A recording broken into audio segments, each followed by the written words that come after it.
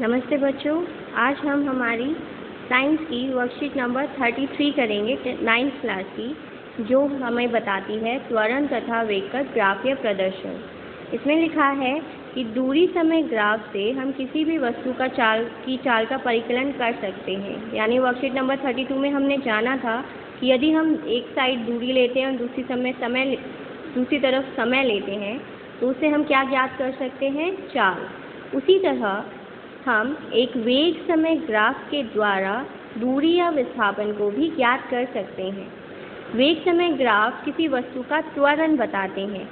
किसी वस्तु ने निश्चित समय में उसके चाल में कितना परिवर्तन आया, उसे कहते हैं उसका त्वरण।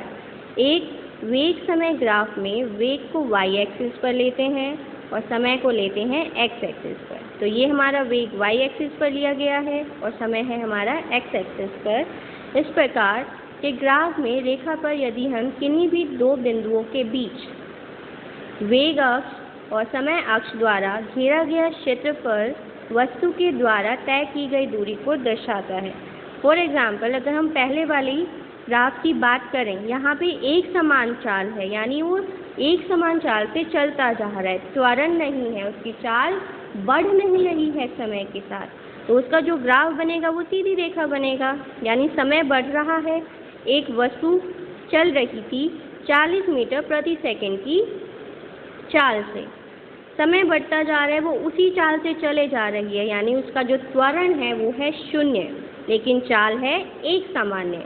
यदि हम इस लाइन पर दो बिंदु ले लें, A और एक बिंदु लिया है B, उससे हम समय एक्सिस पर, समय के अक्ष पर दो समांतर रेखाएं डालें, तो ये जो हमारा क्षेत्रफल होगा, ये क्षेत्रफल होगा हमारा दूरी।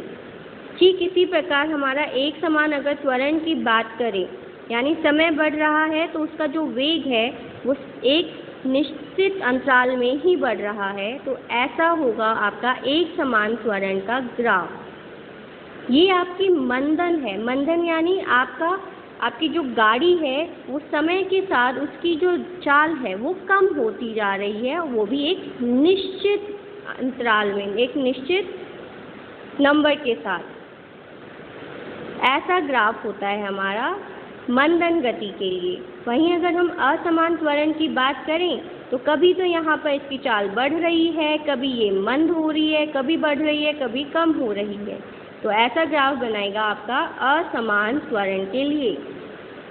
नेक्स्ट आपका बताया गया है यदि हम वेग समय ग्राफ से विस्थापन और दूरी को कैसे ज्ञात कर सकते हैं। सबसे पहले हम चलेंगे एक समान वेग के लिए। तो हमने y अक्ष पर ले लिया वेग और x अक्ष पर लिया है समय। ये एक समान वेग से चल रहा है, यानी समय बढ़ने के साथ उसके वेग, उसकी चाल में कोई भी बदलाव नहीं हो रहा है, तो इसका ग्राफ समांतर होगा, एक समांतर लाइन जो समय अक्ष के समांतर चलेगी। इस समांतर लाइन पर हमने दो बिंदु लिए A और बिंदु B, जिससे x अक्ष पर हम दो समांतर लाइन खींच लेंगे, तो हमारे पास एक आयत बनकर तैयार हो गई ABCD। हमने बोला इस ABCD का जो क्षेत्रफल होगा वही हमारी दूरी होगी।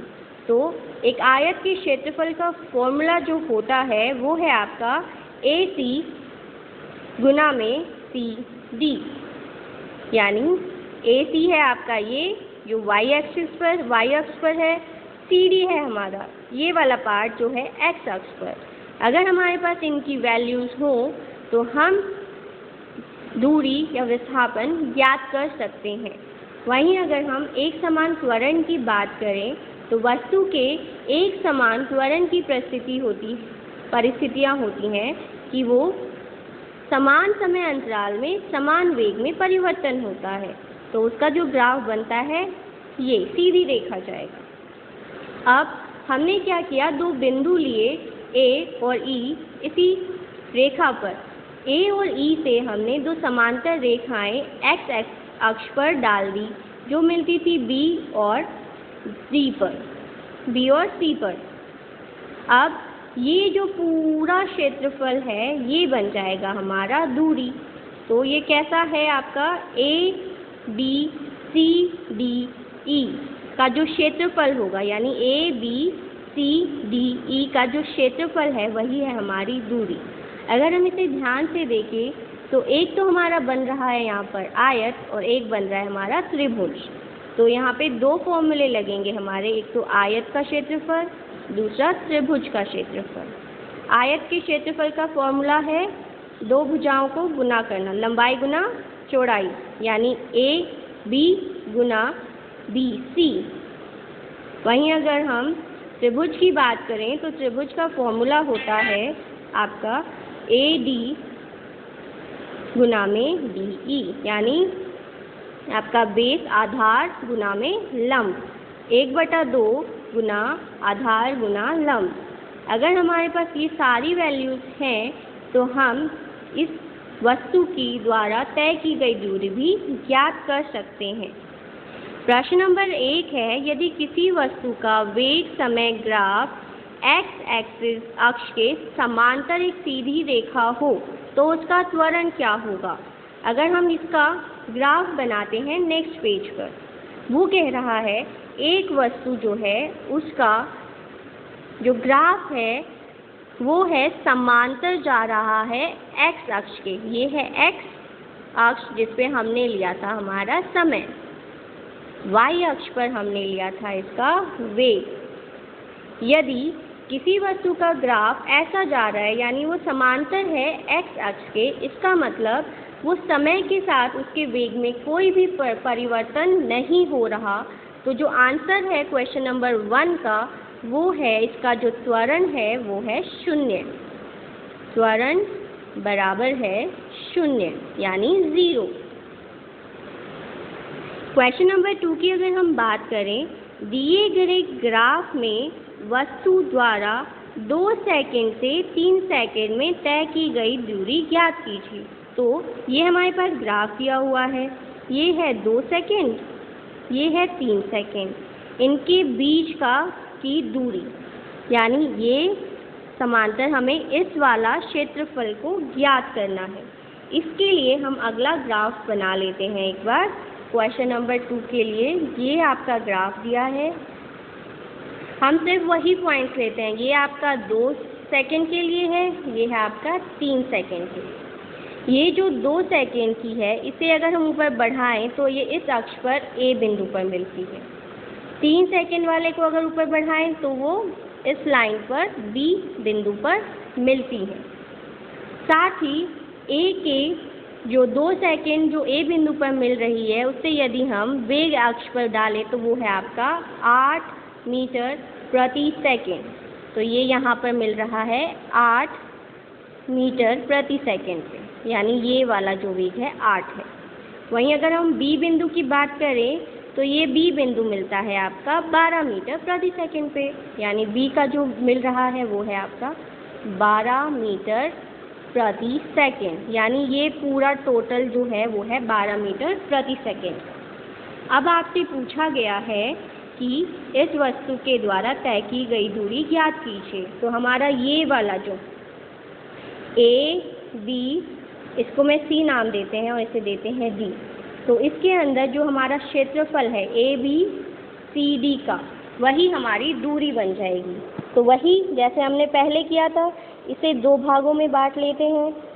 तो हमारे पास क्या बने, ए बी डी सी का क्षेत्रफल, नहीं इसे हम लेते हैं ई। क्लियर। एक है हमारे पास आयत, दूसरे है हमारे पास त्रिभुज। तो ये वाला भाग किसी आयत का क्षेत्रफल होता है लंबाई गुना चौड़ाई। तो ये वाली कितनी हुई, 2 से 3 जाने पर हमारे पास आया 1 सेकेंड, और ये है हमारी इसके समांतर जो बन गई है 8 मीटर। तो इसको हम सॉल्व कर रहे हैं यहाँ पर। तो आयत का जो क्षेत्रफल है वो बन जाएगा हमारा 8 गुना में 1। साथ में हमारा त्रिभुज का क्षेत्रफल यानी 1/2 गुना में आधार है हमारा ये जो समांतर है 1 मीटर 1 सेकेंड के, लंब ये वाला भाग हम सिर्फ इतने की बात कर रहे हैं। यदि हम 12 में से 8 को हटा दें तो हमारा ये वाला भाग आ जाएगा। तो 12 माइनस 8 होता है हमारा 4। इसको सॉल्व करने पे हमारा आएगा 8 × 8 प्लस 2 यानी 8 और 2 10 मीटर हमारा आंसर है।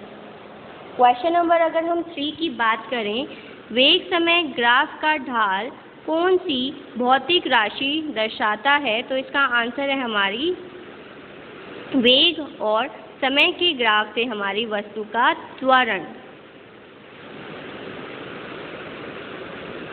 क्वेश्चन नंबर 3 का आंसर है त्वरण। किसी वस्तु की त्वरित और मंदन गति को वेग समय ग्राफ द्वारा दर्शाइए। तो इसे हम नेक्स्ट पेज पर लिख लेते हैं। आंसर नंबर 4 है आपका। अगर कोई वस्तु त्वरित हो रही है तो उसका ग्राफ ऐसा होगा। ये है आपका त्वरित का, यानी समय के साथ उसकी जो चाल है वो बढ़ रही है। लेकिन अगर हम मंदन की बात करें तो वो समय के साथ उसकी जो चाल है वो कम हो रही है। तो ये आपका हो जाएगा मंदन के लिए ग्राफ। यहाँ पे x अक्ष पर हम समय लेते हैं और y अक्ष पर लेते हैं हम वेग।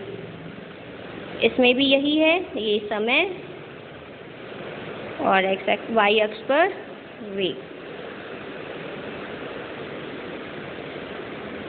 आई होप आपको ये अच्छे से समझ आ गई होगी वर्कशीट, और इसके आंसर्स कंप्लीट करने के बाद मुझे भेज दें।